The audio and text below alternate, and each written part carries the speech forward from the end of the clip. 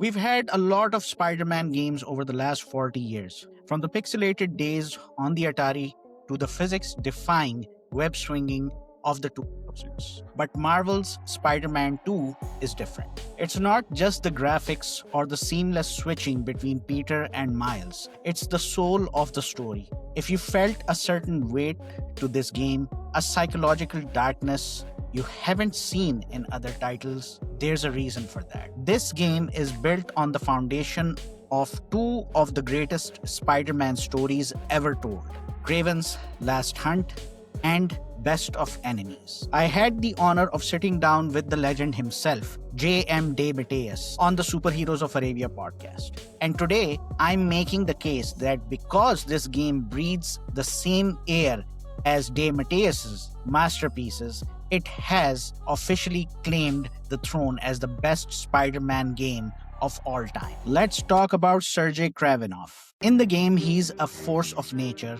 but the Kraven we see here is a direct descendant of the 1987 landmark story, Kraven's Last Hunt.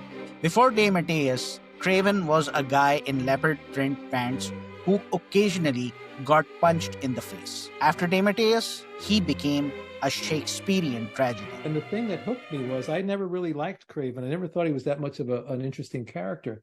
But in the Marvel Universe handbook, someone, I don't know whether it was ever in a story or someone just made it up while they were filling out the page, they said that Kraven was Russian.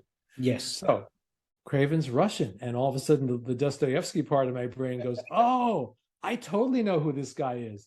That Dostoevsky energy is exactly what Insomniac games tapped into. The Kraven in Spider-Man 2 isn't just looking for a trophy, he's looking for a meaning to his end. He's facing his own mortality. And then there's the suit. In the comics, DeMatteis used the black suit to explore Peter's vulnerability, the idea of being buried alive, physically and mentally. When you're playing the game and you feel Peter's personality starting to fracture, you are playing through a psychological thriller that DeMatteis pioneered decades ago. But Kraven is only half the battle. The true heartbeat of Marvel's Spider-Man 2 is Harry Osborn. In this version, the symbiote isn't just an alien, it's a wedge driven between two best friends. This brings us to the best of enemies, Spectacular Spider-Man number 200. What better story to tell from a storytelling point of view than the story of two best friends who are also mortal enemies? So they're trying on one level to destroy each other, but the whole time they still love each other and need each other. When I asked about this on the podcast, you could feel the passion he still has for these characters. That dynamic, the mortal enemies who love each other, is the exact tightrope Insomniac walks with Peter and Harry. It's why the ending hits so hard. It's not about who has the bigger power bar. It's about the psychological truth J.M. DeMatteis always talks about. The game understands that Venom isn't just a monster.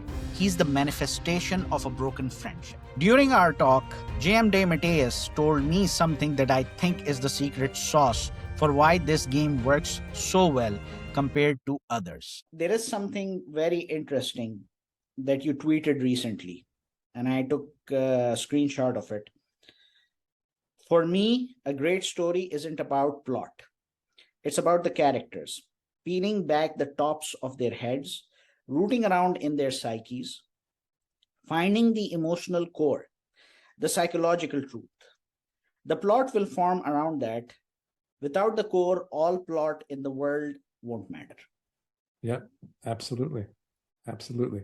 I write from the character out.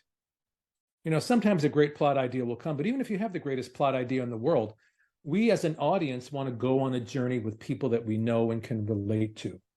And especially with these characters that have been around forever, if you want to make them interesting, the only way to make them interesting is to dig into their heads and find things in there. I always, like I said, I imagine it's like you peel back their heads, you get a flashlight, you start looking, oh, no one's ever talked about that part of their psyche before, and find new things to say so that we can relate to them as real three-dimensional people. And once the reader or the writer hooks into that character in an emotional way, we'll go on any journey in the world with them. If we're not hooked into those characters, if we can't relate to those characters, I don't care how amazing your story is. It may entertain me for a few minutes, but I'm not going to come back month after month or week after week on a TV show or whatever it may be, unless those characters are real and mean something to me and reflect some truth of my own psyche.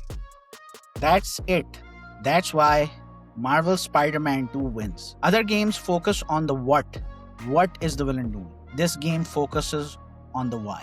So is it the best? Yes, because it's the most human. It respects the source material not just by copying the costumes, but by capturing the feeling of a J.M. DeMatteis script. It's dark, it's messy, it's emotional, and it's deeply rooted in the history of the Marvel age of comics. If you haven't seen the full interview with J.M. DeMatteis, where we dive deep into his career and his spellbound comics projects, click the link in the description.